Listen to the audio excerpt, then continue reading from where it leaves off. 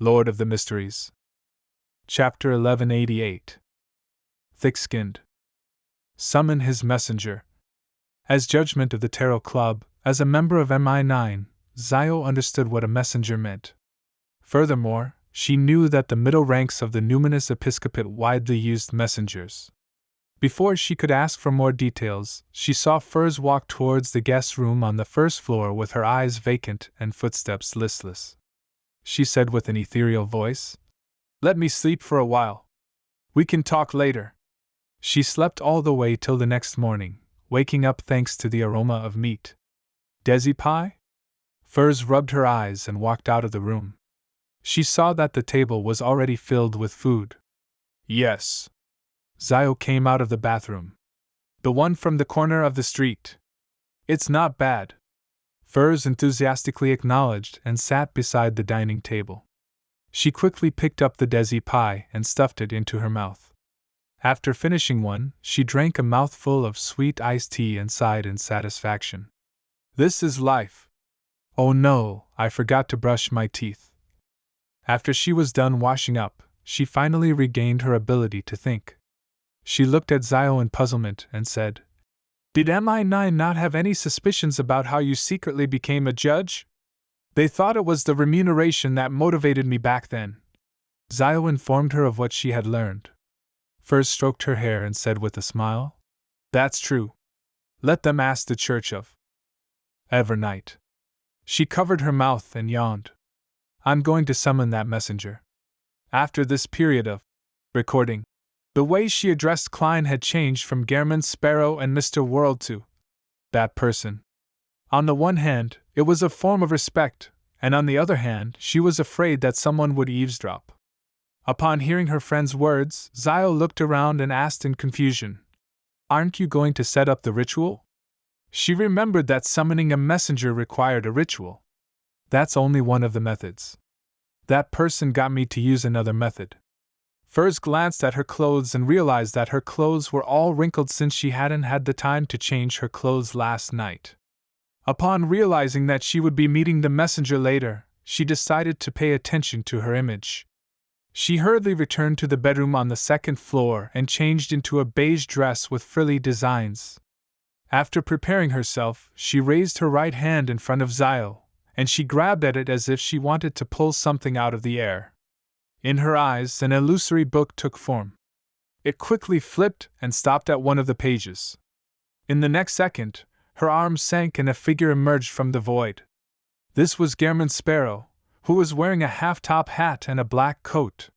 He had a cold expression and an unyielding air, but his eyes appeared somewhat dull. "I succeeded? This is just my second attempt. I've only tried it once yesterday and failed." Furs's eyes widened as though they wanted to take in more light so as to see more clearly. She knew that this was the historical void projection she had summoned, so she wasn't too nervous. Instead, she held her breath and looked warily at Gairman Sparrow's projection. She couldn't tell if he was real or fake. She still remembered the combat achievements of this crazy adventurer. Furs has actually summoned Gairman Sparrow. Shouldn't it be his messenger? Would Gairman Sparrow still be able to summon something? Questions popped up in Zio's mind. Just as Furs was unsure of what to do next, Gairman Sparrow's eyes darted around slightly as his gaze instantly turned focused. He no longer had a rigid and vacant look, as though he was alive. Following that, he took out an exquisite, silvery harmonica and blew it. No sound came out of it, but the surroundings instantly turned cold as a biting wind stirred. Then, a woman dressed in a dark and complicated long dress with 4 blonde-haired and red-eyed heads in her hands walked out of the void. Her 8 eyes looked at Gairman Sparrow. Gairman Sparrow nodded slightly and pointed at Furs. "This lady needs to set up 4 special coordinates deep in the spirit world. Please help her." "All right," one of the heads of Rionette Tinker said as it moved up and down.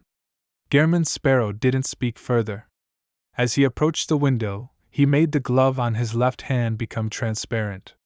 His figure quickly disappeared as he teleported out of the house. He left. He left just like that.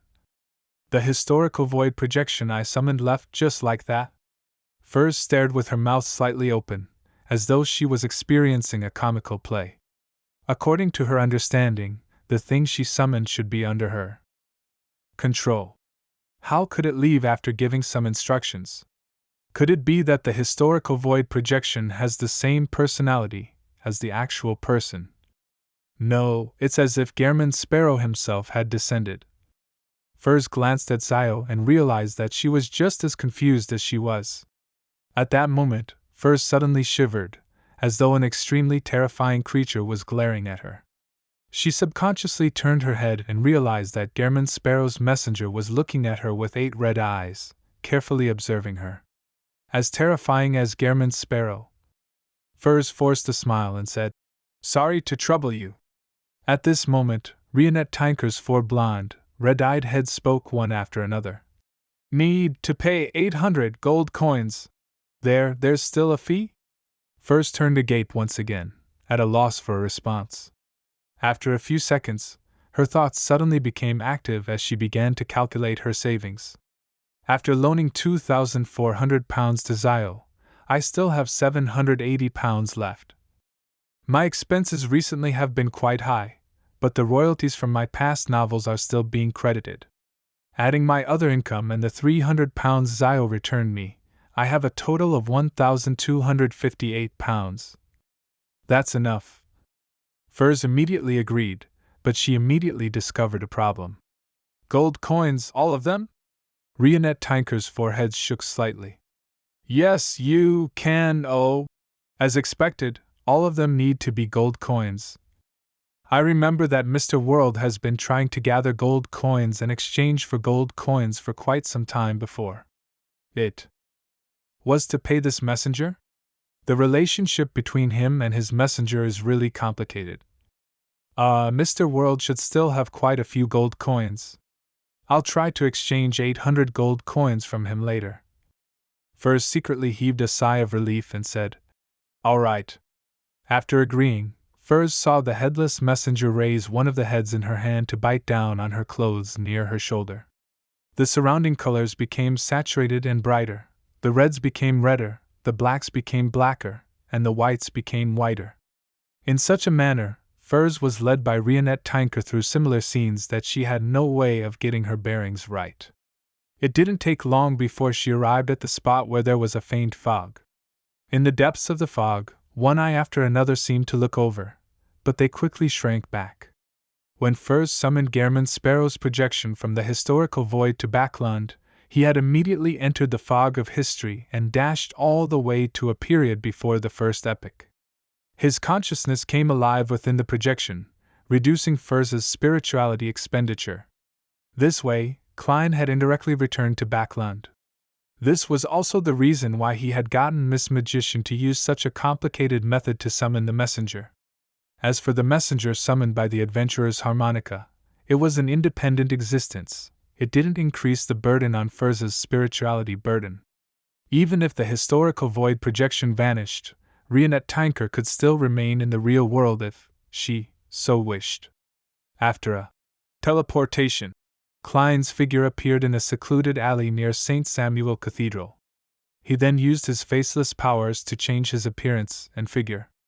During this process, although there were still a few pedestrians in the alley, they were affected by an illusion. They didn't notice a sudden companion appearing beside them. Right on the heels of that, Klein straightened his clothes, pressed down on his hat, and walked quickly to St. Samuel Cathedral. He found a seat to the side of the main prayer hall and sat down. After taking off his hat and chanting an honorific name, he sincerely drew a crimson moon on his chest. Then, he clasped his hands together, closed his eyes, and prayed softly to the Evernight goddess. "I'm currently searching for traces of the dark demonic wolf's past to grasp his exact condition." At this point, he recalled that the dark demonic wolf might have been a former colleague of the Evernight goddess. They likely knew plenty about each other, as he quickly added, "I wonder if you can give me some hints." He didn't wait for a response. Instead, he maintained a calm attitude and continued, "After this matter is completed, I plan on heading all the way east to see if I can reach the western continent and see what state that place is in. I'll take this opportunity to escape Amon's pursuit and find other possibilities. After praying, he tapped his chest 4 times in a clockwise fashion and whispered, "Praise the Lady." Just as he finished speaking, a dark night sky with countless stars suddenly appeared in front of him. A message unknowingly appeared in his mind. It was information regarding Black Demonic Wolf, Kotar. Klein was stunned for a moment. Only when the starry sky before him completely disappeared did he return to his senses. He sincerely praised the goddess once again. After leaving St. Samuel Cathedral, he used Creeping Hunger and another, teleportation, to arrive near the Holy Wind Cathedral located in Sherwood Borough.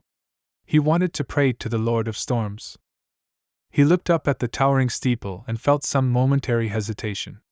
He really wasn't sure if he should enter the headquarters of the Church of the Lord of Storms in Backland. "I'm just a historical void projection. There's nothing to be afraid about. I won't suffer any losses from praying, but what if the Lord of Storms hears about the Amon situation and decides to bestow 0 to 32 to me? That way, I won't have to risk hunting the dark demonic wolf." A person should always be hopeful. After some thought, he finally made up his mind. He carefully raised his hand and summoned Anuni, the one who had yet to be parasitized by Amon, from the historical void to walk into the Holy Wind Cathedral in his own form. A minute or two later, a dark cloud suddenly appeared above Backland. There seemed to be a flash of silver lightning in the Holy Wind Cathedral, but no one noticed it.